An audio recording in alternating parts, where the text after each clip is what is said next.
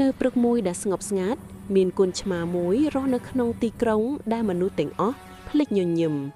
វាសង្កេតឃើញថាមនុស្សជុំវិញវាដើរឆ្លងកាត់ដោយទឹកមុខស្ងៀមស្ងាត់ឆ្មាតូចចាប់ផ្ដើមចូលទៅជិតមនុស្សដោយសង្ឃឹមថានឹងឃើញស្នាមញញឹមមួយនៅក្នុងសួនឧទ្យានមួយវាបានជួបក្មេងស្រីម្នាក់ដែលទឹកមុខនាងពោពេញដោយភាពសោកសៅកូនឆ្មាបានទៅជិតហើយអបដោយក្តីស្រឡាញ់ពេលនោះបានធ្វើឲ្យស្នាមញញឹមមួយលេចឡើងនៅលើមុខក្មេងស្រី